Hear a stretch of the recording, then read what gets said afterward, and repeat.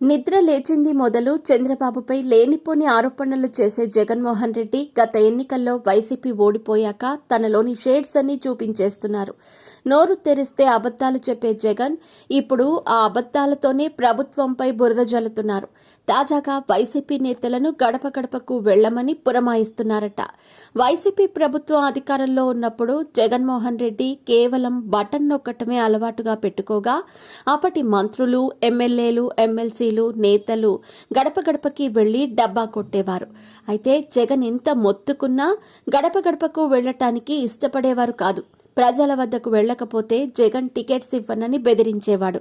దీంతో కొంతమంది మాత్రమే మొక్కుబడిగా వెళ్లి వచ్చేసేవారు. ఆ తర్వాత నువ్వే మా నమ్మకం భవిష్యత్ అంటూ జగన్ బొమ్మతో కోట్లు ఖర్చు చేసి స్టిక్కర్స్ ముద్రించి ప్రతి ఇంటికి అంటించి రమ్మని జగన్ ఒత్తిడి చేయగా రోజా, అంబటి రాంబాబు వంటి వారు భుజానికి ఆ సంచీలు తగిలించుకొని ఫోటోలు దిగారు. జగన్ పురమాయించిన ఆ ప్లాన్ కూడా వర్కౌట్ కాలేదు.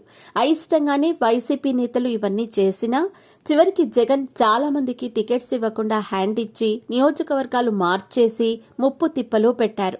ఆ కారణంగా 90% మంది ఓడిపోతే మరికొంతమంది పార్టీ వదిలి పారిపోవాల్సి వచ్చింది.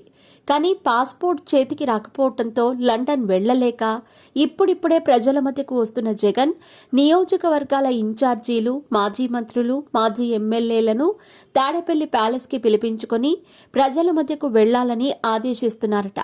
కేసులకు భయపడకుండా నిరంతరం ప్రభుత్వంతో పోరాడాలని ఒత్తిడి చేస్తున్నారట.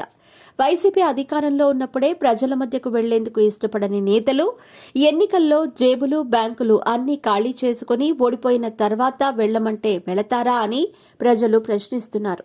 పార్టీ అధినేత తాడేపల్లి, బెంగళూరు ప్యాలెస్లలో సేద తీరుతూ లండన్ ఎగిరిపోతూ ఉంటే వైసీపీ నేతలను ప్రజల్లోకి వెళ్లమంటే ఎలా వెళతారు అని ప్రజలు నవ్వుకుంటున్నారు.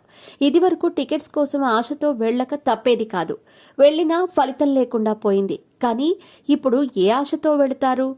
ఒకవేళ మళ్లీ ఎన్నికల వరకు వైసీపీ బ్రతికి బట్టకడితే అప్పుడు జగన్ టికెట్స్ ఇస్తానంటే వాటితో గెలిచే అవకాశం ఉందనిపిస్తే అప్పుడు ఎన్నికల్లో డబ్బులు వెదజల్లక తప్పదు. ఆ మాత్రం దానికి ఇప్పటి నుంచే ఎవరు తిరుగుతారు? తిరిగినా ఖర్చులకి జగన్ ఒక్క రూపాయి కూడా ఇవ్వరు కదా. ఇదేమన్నా టీడీపీయా? చొక్కాలు చించేసుకుని వారేమైనా టీడీపీ నేతలు, కార్యకర్తల? ఎన్నికల్లో జగన్ ఘోరంగా ఓడిపోయాక ఇంకా బుద్ధి మారలేదని జనాలు చర్చించుకుంటున్నారు.